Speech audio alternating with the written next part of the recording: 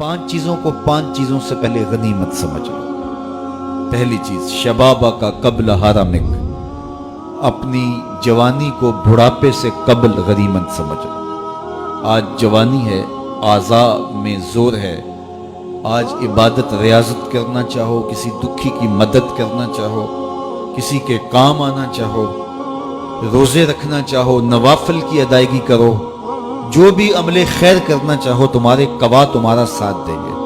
لیکن بڑھاپے میں چاہنے کے باوجود بھی کچھ نہیں ہوگا۔ گئی جوانی آیا بڑھاپا تے جاگ پئیاں سب پیڑا، ہن کھایاں کچھ کم نہ آون سونف جوین ہریڑا۔ تو آج موقع ہے، جوانی کے لمحات ہیں، ان جوانی کو راہ خدا پہ ڈال دو۔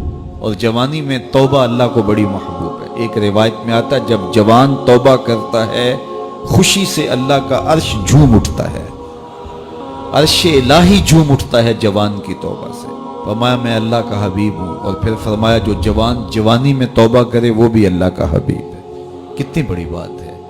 تو جوانی یاد الہی میں گزرے، ذکر الہی میں گزرے، تو فرمایا جوانی کو بڑھاپے سے قبل غنیمت سمجھ لو۔ پھر فرمایا صحت کا قبل سقمک، اپنی صحت کو بیماری سے قبل غنیمت سمجھ لو۔ صحت کے لمحات میسر ہیں، بیماری آتے دیر نہیں لگتی، تو صحت کو غنیمت سمجھتے ہوئے بھرپور فائدہ حاصل کرو اور کوشش کرو، محنت کرو راہ خدا میں آگے بڑھنے کی۔ وغنا کا قبل فقرک، تیسری بات ارشاد فرمائی، اپنی غنا کے دور کو، مال و دولت کی فراوانی کے زمانے کو غنیمت سمجھو فقر سے قبل۔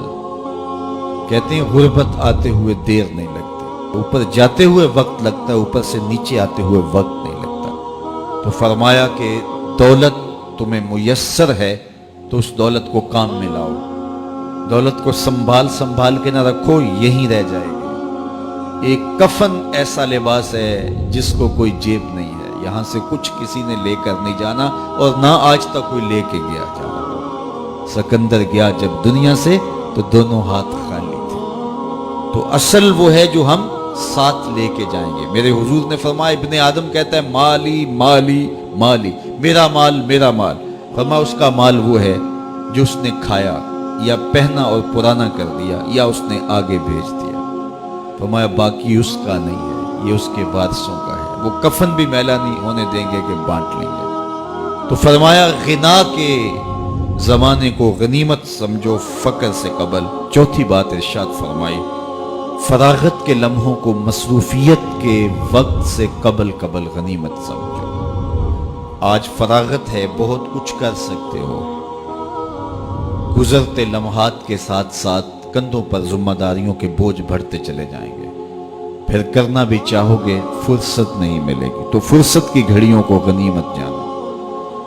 پانچویں چیز ارشاد فرمائی، وحیاتک قبل موتک، اور اپنی زندگی کو موت سے قبل غنیمت سمجھو۔ آج زندگی ہے، چلو بیماری صحیح، اعضاء مدمحل صحیح، فراغت نامیسر صحیح، دولت نہیں صحیح، کوئی بات نہیں ہے، اس کے حضور آنسو تو بہہ سکتے ہیں، اپنے گناہوں کی معافی تو مانگی جا سکتی ہے، جس طرح بھی بیٹھ کر کے لیٹ کر کے اس کے حضور عبادت کا رنگ تو اختیار کیا جا سکتا ہے۔ وضو نہیں ہو پاتا، اعضاء ساتھ نہیں دیتے، تیمم تو ہو سکتا ہے، لیکن ایک وقت آئے گا یہ سہولت بھی چھن جائے گی، یہ فرصت بھی باقی نہیں رہے گی۔ بندہ حشر کے دن جب پھنسے گا تو پھر کہے گا مالک ایک مہلت دے دے، دوبارہ دنیا پہ جاؤں، سجدے سے سر نہیں اٹھاؤں گا۔ تو حکم ہوگا نہیں، وہ وقت بیت گیا، تجھے فرصت ملی، وقت ملا، جوانی ملی، ڈوبتے سورج نے تمہیں روز پیغام دیا، اٹھتے جنازوں نے تمہیں روز پیغام دیا، لیکن تم نے عبرت حاصل نہیں کی۔ اب تمہارے لیے پلٹ کے جانا نہیں ہے، اب تم یہی رہنا ہوگا اور اپنے گناہوں کی سزا گوارا کرنی